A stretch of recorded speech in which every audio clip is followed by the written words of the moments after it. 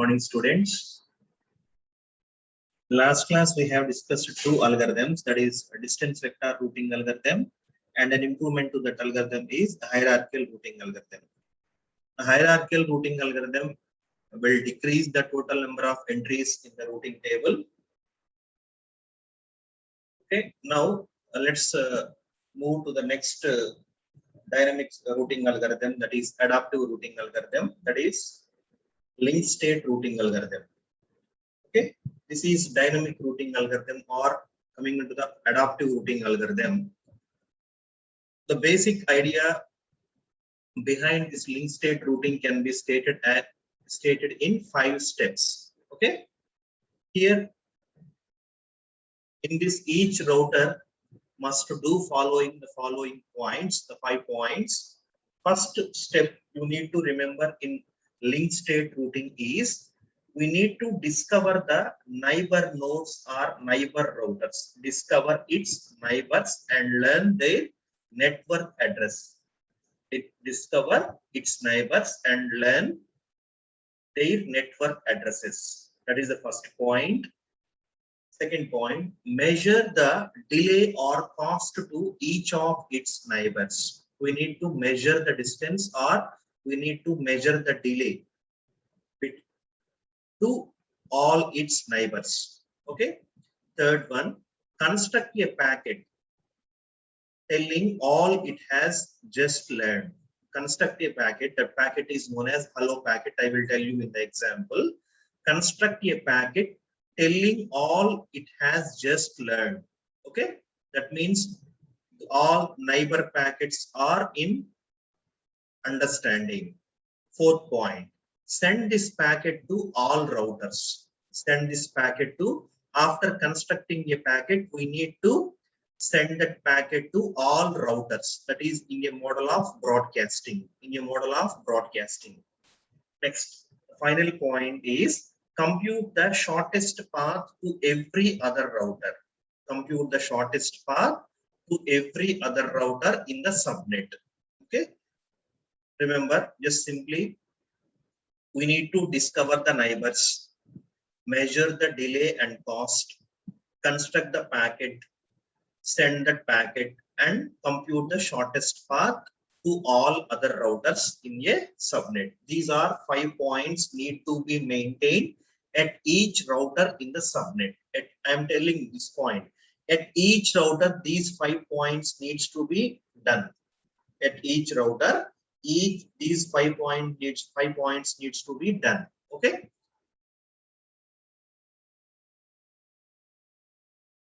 Going to the next one. First point is learning about neighbors. How a subnet, in a subnet we are having several routers, right? How, let's take a router A. Okay, A needs to find out all its neighbor nodes. A needs to find out all its neighbor nodes. How come it knows? Okay, first sending a special hello packet. Sending a special hello packet on each point to point line. That means A is connected to which routers? To which router? The router A is connected in a point to point connection. In those connections, A needs to send a special hello packet. Okay. The router on other end is expected to send back a reply telling who it is. Suppose I send a packet to you. You need to, a hello packet is received, sent by me and received by you. You need to send a echo packet. Echo packet means a reply packet to me. Why? Because you don't know me. Then in order to know who am I, you need to send an echo packet in a reply of a hello packet sent by me. Okay. These names must be globally unique, because when a distant router later hears, the 3 routers are all connected to F. Okay, that I will show you in the example. Just simply the first point is learning about neighbors. In order to learn about neighbors, first a router. I'm taking one router. From that router, we need to send a hello packet to all point-to-point connected routers.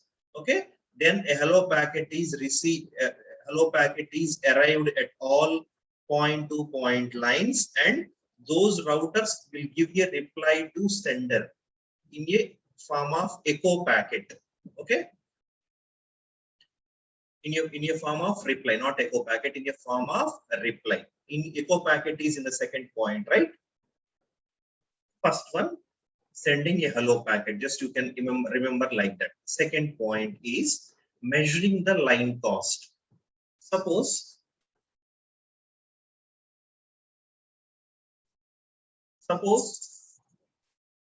the most direct way to determine the delay is to send over the line a special hello packet that the other side is required to send back immediately. Suppose here measuring the line cost means suppose a packet is sent to other router. It will take 2 milliseconds. Okay. And it will take 2 milliseconds to receive the acknowledgement. So you are receiver, I am the sender. I sent a packet and I received an acknowledgement within 2 seconds, 2 milliseconds. Okay, that means how much time required to reach the packet to you? Half of the distance. Why? Because it is rapid. It is came back. It is came back. Okay, so the time to send the packet is 1 milliseconds, half. Okay. By measuring the round trip time and dividing it by 2, that is the reason, that is what I am saying. The round trip time is 2 milliseconds. We need to divide that round trip time divided by 2. The sending router can get the reasonable estimated of the delay. It's for send and receiving. I am sending a packet. I am receiving an acknowledgement. It will take 2 milliseconds. If I know what was the delay for sending a packet, I need to estimate what was the delay for the sending packet. I need to divide it by 2. Why? Because the round trip time is 2 milliseconds. We need to divide it by 2. That will give the estimate of the delay. Okay. For even better results, the test can be conducted several times and the average is used. Okay, that is the estimated delay, right? For better results, what we need to do is we need to conduct the same test, sending a packet and receiving the acknowledgement. The round trip time need to be noted and it will be divided by 2, and we have taken. We have to take those results several times and take an average time. That will give you a better results. Okay. This is the second point. First one is learning about neighbors, measuring the line cost. Okay. First point is learning about neighbors. How can you learn about neighbors in link state routing? By sending a hello packet. Second point, how can we measure the line cost? Sending an echo packet. Sending an echo packet. If we send a packet, that will give you a reply. We need to take the round trip time and divide it by 2. That will give the measuring the line cost.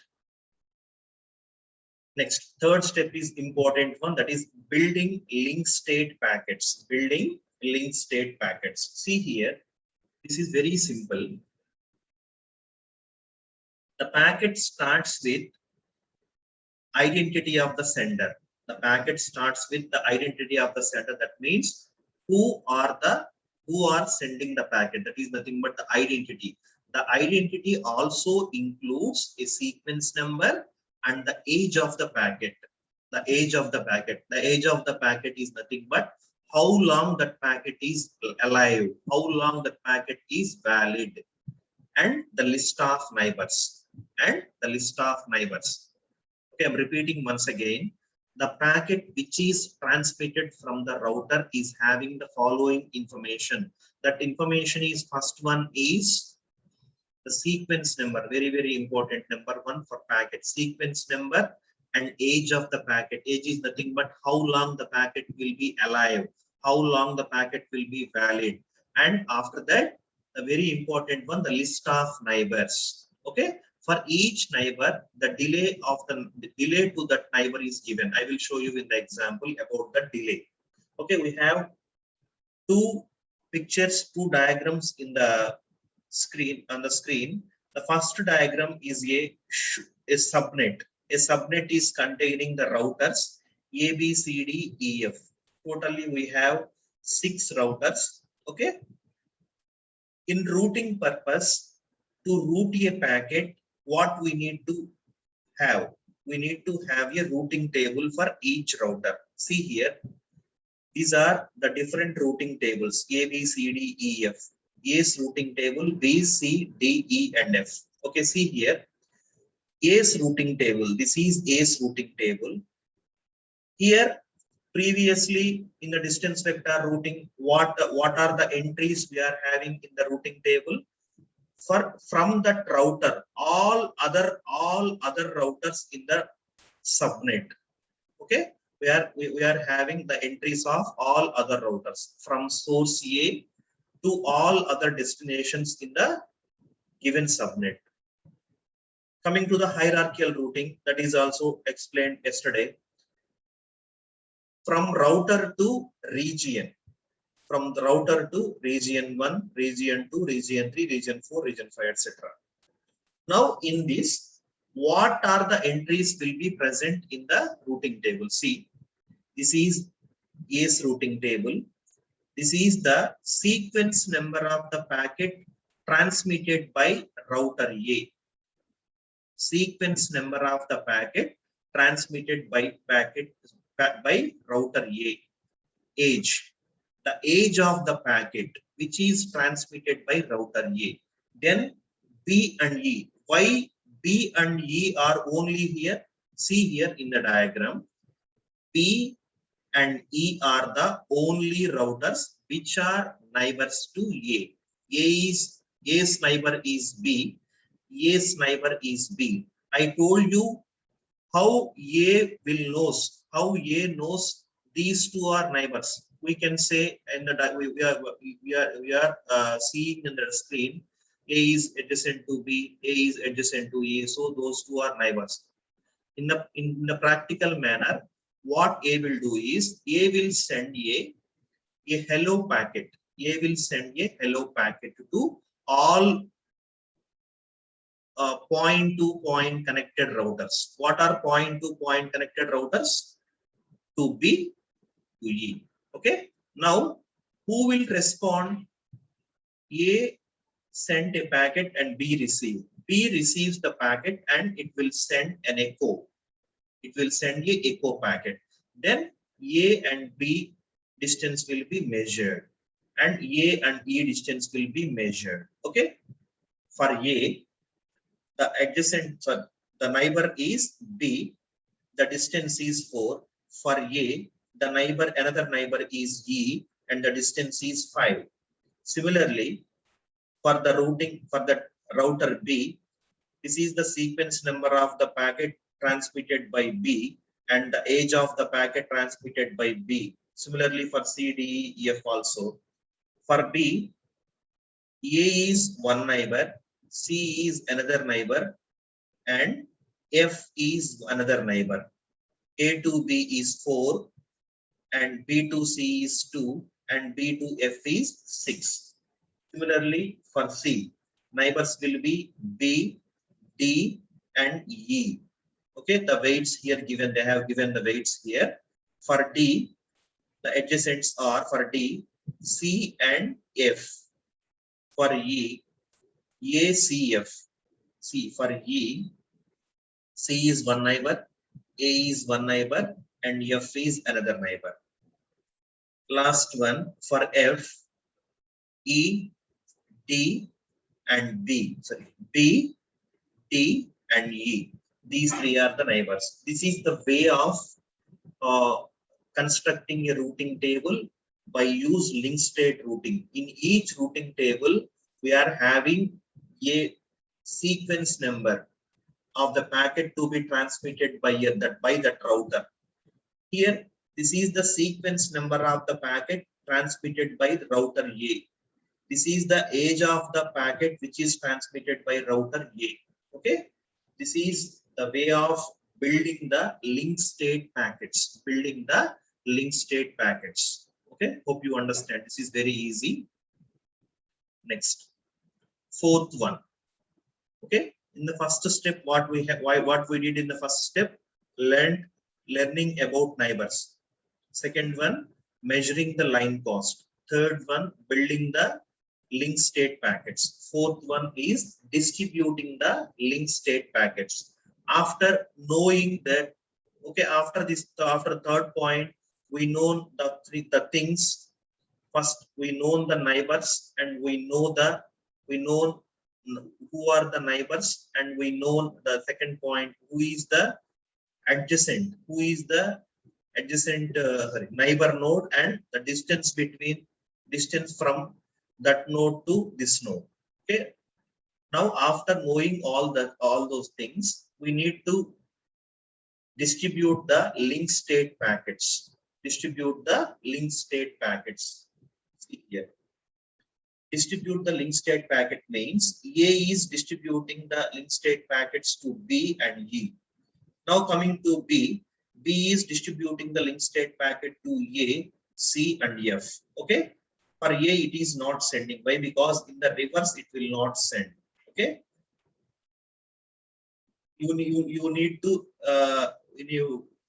if you are having any doubt why B is not sending a packet to E, is nothing but here we are using a technique of broadcasting. The meaning of broadcasting is, suppose I will get a packet from a router. In a broadcasting, what I will do is I will send to all my outgoing lines except the one which it arrived on.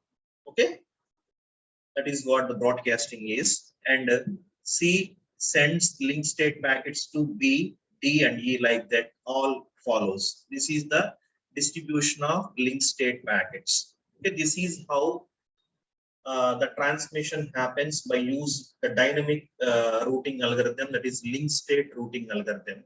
Here we are having some problems with this approach. That is, first problem is sequence number problem. For the sequence number problem, just you know these things. Okay, don't go for depth. For the sequence number problem, the solution will be the we need to use the 32-bit sequence number that will give the solution. The second problem is, if your router crashes, it will lose track of its sequence number, right? Suppose, see here, in this example, this router B is crashes. Okay, after receiving some packets, B crashes. What happens? It will lose track of its sequence number. Again, it needs to start from 0, and the next packet will be rejected as a duplicate. That is the problem. And third problem is, if a sequence number is ever corrupted and received instead, if in the sequence number 1 bit error will be occurred, the packets from 5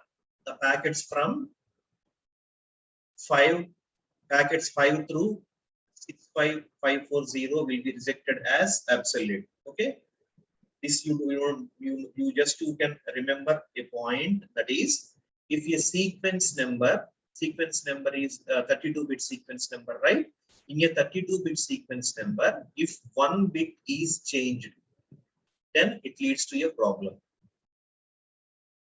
The solution will be to all the above problems I said. What are the problems? First one is the sequence number problem. The second one is the router crashing problem. Third one is 1 bit error happens in the sequence number. For all those above problems, the solution will be include the age of each packet after the sequence number. I have included that. Here I told you, see this point. The packet starts with identity of the sender, followed by a sequence number and age to be described later. Okay, now the age is the solution. Age is the solution.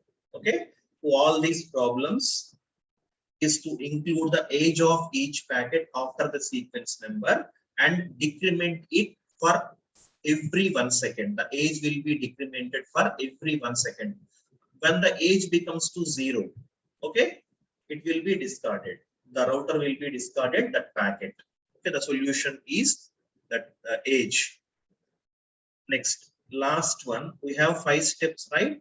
What is the 5th step? We need to find the shortest distance from router to all other routers. Okay, computing the new routes. Once a router has accumulated a full set of link state packets, it can construct the entire subnet graph because every link is represented. Okay, in the routing table we have represented every link route. Now the Dijkstra algorithm can be run locally to construct the shortest path to all other destinations. Now here we are. Before, see, this is a subnet. Just understand clearly, students. This is a subnet. Previously, we don't know these weights. Okay. After that, we have calculated in the second point, we have calculated the delay. Okay. After knowing the delays, we need to know what will be the shortest path. No, now we need to apply Dijkstra shortest path routing algorithm in the link state routing algorithm. Then only we may know what is the shortest path to all possible destinations. So this is about link state routing algorithm. Okay. As of now, we have discussed Dijkstra's shortest path routing algorithm, flooding algorithm, and distance vector routing algorithm, hierarchical routing algorithm, and today link state routing algorithm. Okay, this hierarchical we have discussed yesterday. The next routing algorithm is broadcast routing algorithm. Okay, see what is the meaning of, first we need to know what is broadcasting. Broadcasting is nothing but sending a packet to all destinations simultaneously is called as broadcasting. The best example for broadcasting is our television. Okay, television is the best example for broadcasting. Here, the source simply sends the distinct packet to each destination simultaneously at a time. Okay.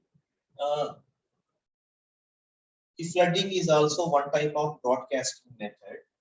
But the problem with the flooding as a broadcast technique is that it generates too many number of duplicate packets and it will use too much consumption of bandwidth. As we discussed in while flooding concept has been raised. Flooding means it is continuously sending the packets and it will result in a vast number of duplicate packets and it will consume the too much bandwidth. Coming to broadcast routing. In broadcast routing, the first one is multi-destination routing.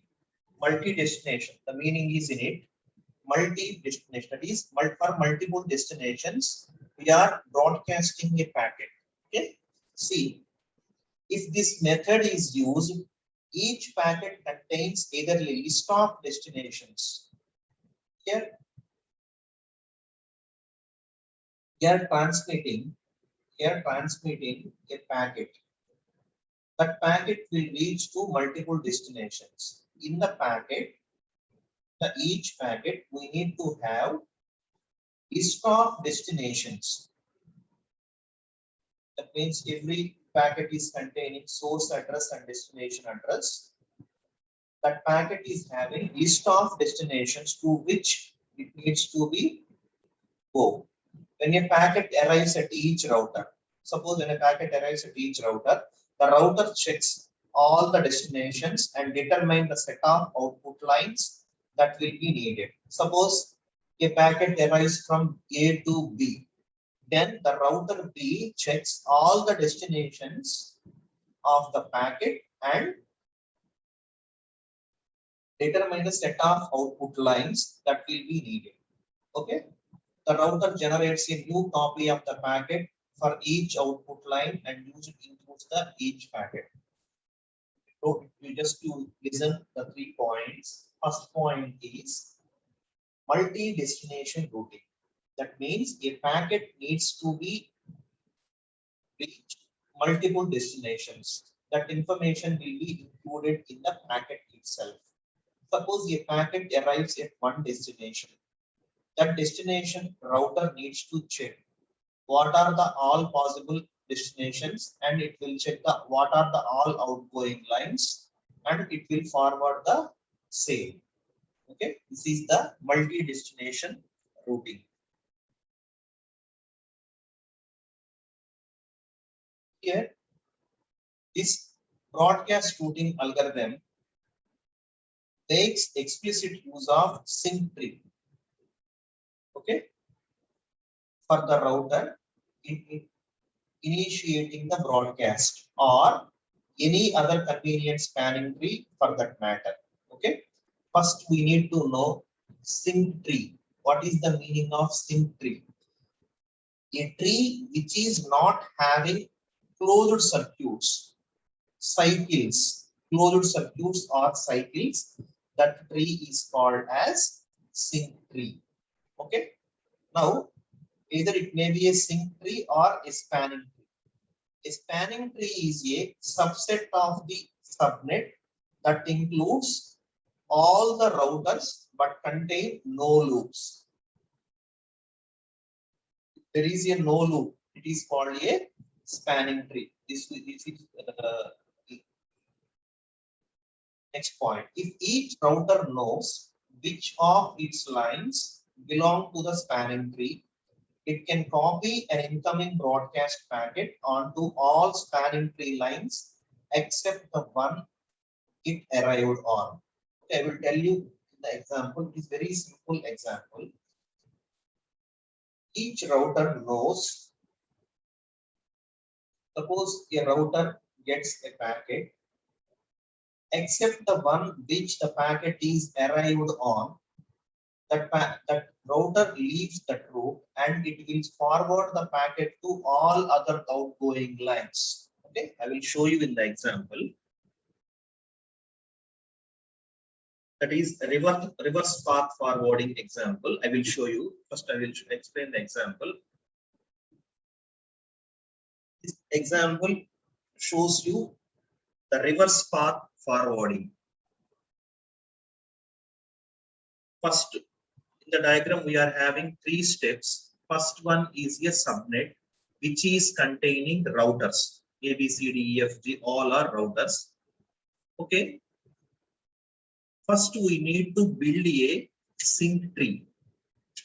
First, we need to build a sync tree. Sync tree is nothing but whatever the loops we are having in the subnet of first diagram, we need to break those loops.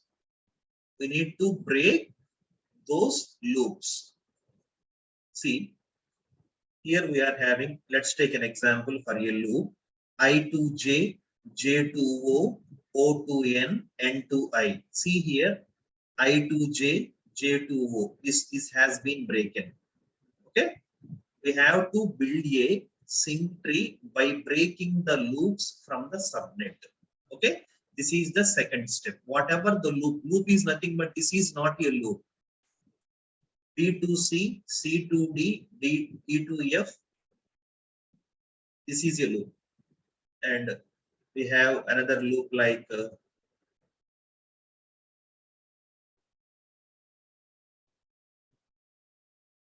see here, A to E, E to H, H to I to F, and F to A. Here we break E to H. Okay. Just to take your own example. Okay. First, you need to build a subnet which must include two or more loops. In the second step, you need to break the loops to build a sync tree. In the third step, this is the important one. The tree built by reverse path forwarding. The tree built by reverse path forwarding. Just simply you can take one router. You can take one router. Which here, for example, we have taken the router I. See here, we have taken the router I. This is reverse path forwarding. Okay, I. First, for I, what are the adjacent nodes? For I to F. See this one.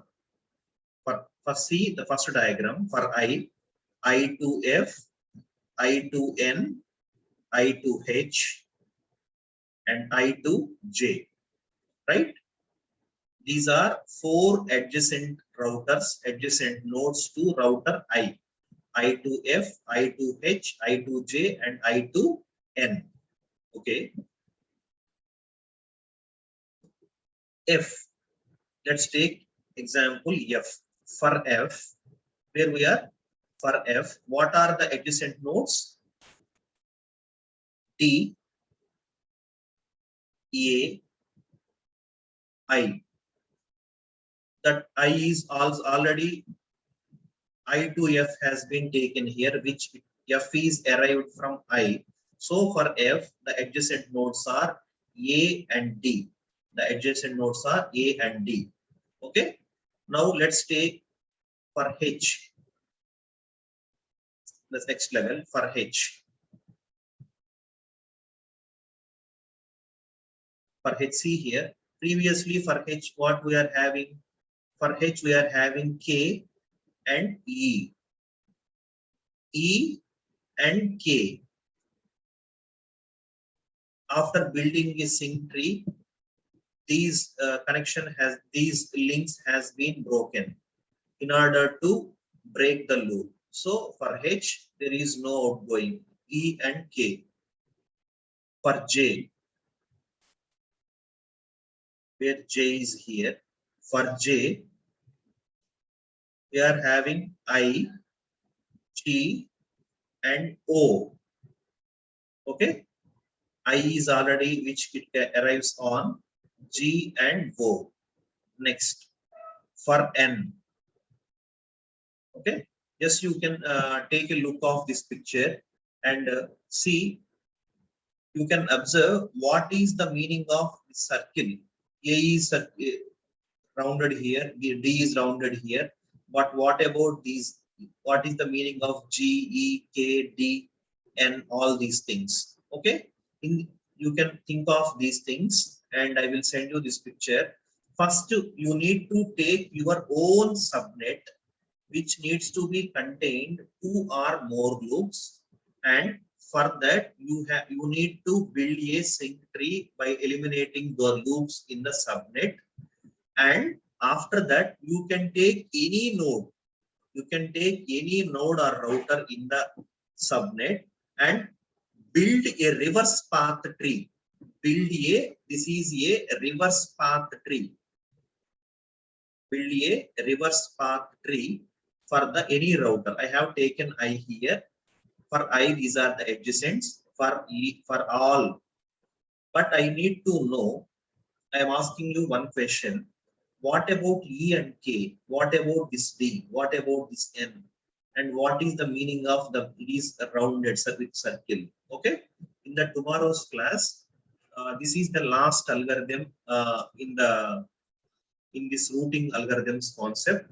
In the tomorrow, I will give clarification on this. Just to think of it. And tomorrow we'll start the last unit of the topic, that is congestion control. In the congestion control also we are having some algorithms. That is also the easy part. Okay. Thank you, students. Stay for some time. Someone will take attendance.